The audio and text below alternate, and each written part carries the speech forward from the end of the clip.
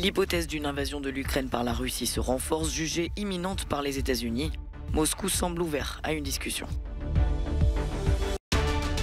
Au Canada, Justin Trudeau durcit le ton et annonce le recours à la loi sur les mesures d'urgence pour en finir avec les manifestations anti-restrictions sanitaires. La Banque centrale européenne promet les bonnes mesures au bon moment pour assurer la stabilité des prix dans la zone euro. Les patineurs français Gabriela Papadakis et Guillaume Cizeron sont devenus champions olympiques de danse sur glace. Les résultats du jour à Pékin à la fin de ce journal.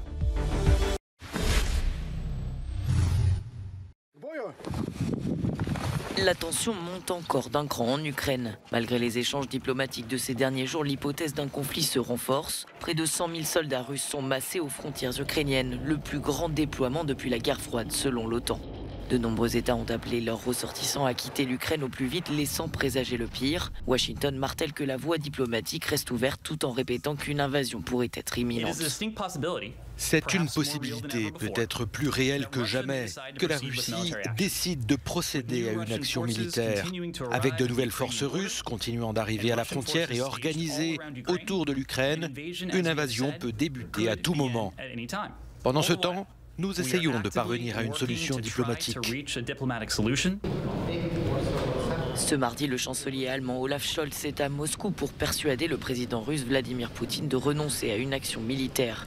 Une rencontre qui survient après sa visite à Kiev hier, où il a apporté son soutien au président ukrainien. Nous sommes prêts à avoir un dialogue sérieux avec la Russie sur les questions de sécurité européenne. L'OTAN et les États-Unis ont fait des propositions à Moscou que nous soutenons. Nous attendons maintenant une réaction et une réponse de la Russie. Le président ukrainien s'est ensuite adressé à la population pour calmer les inquiétudes, tout en appelant à la mobilisation.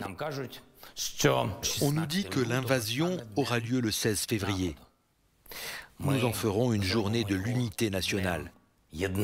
Le décret correspondant a été signé. Nous déploierons des drapeaux nationaux, nous mettrons des rubans jaunes, bleus et montrerons que nous sommes unis au monde entier.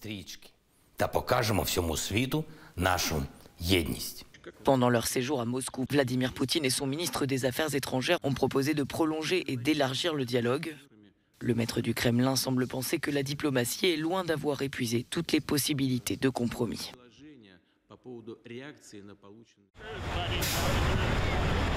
En finir avec le convoi de la liberté.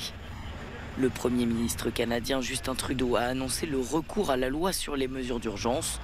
Elle donne au gouvernement fédéral des pouvoirs étendus pour lutter contre les manifestations anti-restrictions sanitaires en cours dans le pays depuis plus de 2 semaines, qu'il juge illégales et dangereuses. Je veux être très clair. Ces mesures ne dureront pas. Elles seront ciblées géographiquement, ainsi que raisonnables et proportionnées aux menaces auxquelles elles sont censées répondre. Il s'agit d'assurer la sécurité des Canadiens, de protéger les emplois et de restaurer la confiance envers notre institution. Le pont Ambassador reliant le Canada aux États-Unis est désormais rouvert après avoir été bloqué pendant 6 jours par des routiers. Un blocus qui a largement perturbé l'approvisionnement en denrées alimentaires et en pièces automobiles dans les 2 pays. À Ottawa, les membres du convoi de la liberté continuent de bloquer la ville. L'annonce de Justin Trudeau survient alors que les habitants de la capitale se disent excédés de l'inaction du gouvernement. Ils entament leur 3e semaine de cohabitation forcée avec les camionneurs et leurs sympathisants opposés aux mesures sanitaires. Depuis quelques jours, cependant, les contraventions se multiplient. Près de 2600 ont déjà été distribuées aux manifestants. Une politique migratoire conjointe et des établissements pour accueillir les migrants aux frontières extérieures de l'Union européenne. Voilà certaines des recommandations issues de la dernière rencontre de la conférence sur l'avenir de l'Europe. Les citoyens se sont retrouvés pendant le week-end à Maastricht pour débattre et pour faire entendre leur voix. Une occasion que n'a pas manqué de saisir une participante italienne.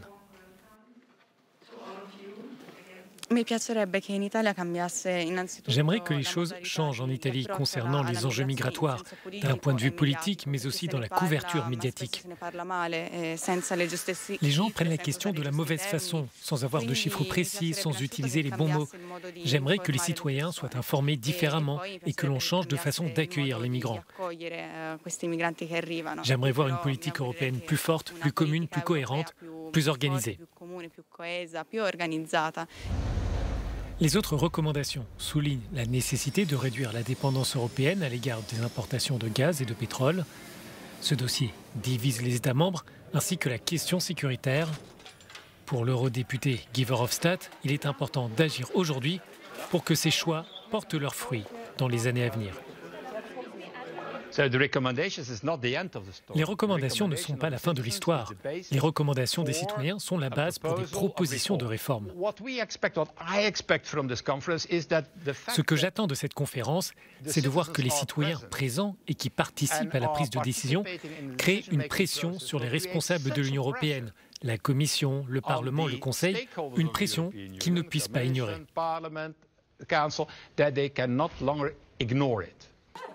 Après Maastricht, les débats se dérouleront dans quelques jours en Irlande. Les citoyens apporteront leurs idées, leurs souhaits sur la transformation numérique, la justice sociale, l'éducation et l'emploi. C'est ici, à Maastricht, que l'Union européenne a pris forme il y a 30 ans.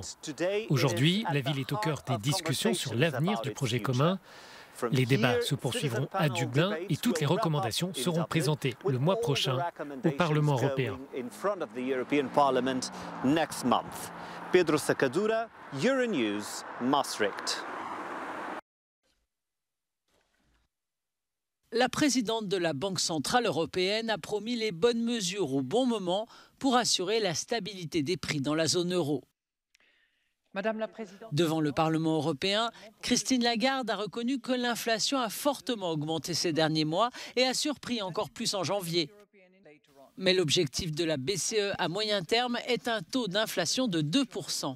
Nous resterons attentifs aux données à venir, dit-elle ici, et nous examinerons attentivement les implications pour les perspectives d'inflation à moyen terme.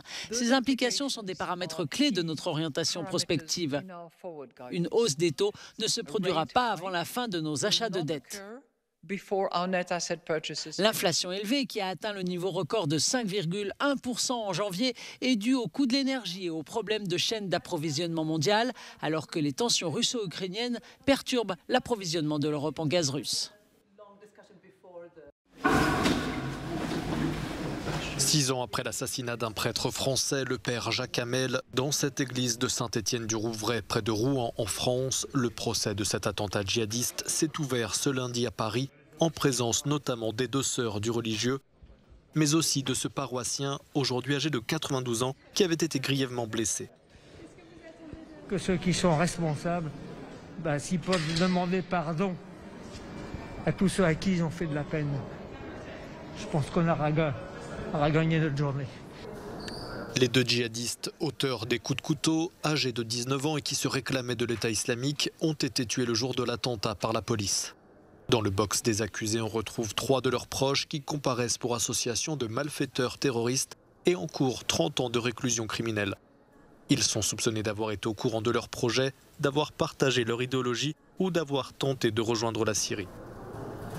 Un 4e accusé, soupçonné d'être l'instigateur présumé de l'attaque, sera jugé en son absence pour complicité dans l'assassinat du religieux. Il est présumé mort dans un bombardement en Irak en 2017. L'attentat qui a coûté la vie au père Hamel le 26 juillet 2016 en pleine messe avait provoqué l'effroi en France et à l'étranger. Les Français Gabriela Papadakis et Guillaume Cizeron deviennent champions olympiques de danse sur glace après leur cruelle médaille d'argent d'il y a 4 ans, quand la patineuse avait vu sa robe se dégrafer en plein programme. Carré-d'as pour les Autrichiens qui s'adjugent le titre à l'issue du concours par équipe de saut à ski sur le petit tremplin. Ils devancent les Slovènes et les Allemands, alors que les Norvégiens échouent au pied du podium. Kelly Humphries avait déjà conquis 2 titres olympiques en bobsleigh sous les couleurs du Canada. Elle en ajoute un 3e, cette fois pour les États-Unis, dont elle a obtenu la nationalité, qui est aussi celle de son mari, il y a quelques mois. Les Américains occupent la 3e place du tableau des médailles, derrière les Norvégiens et les Allemands. Français et Suisses ferment le top 10, les Canadiens sont 14e.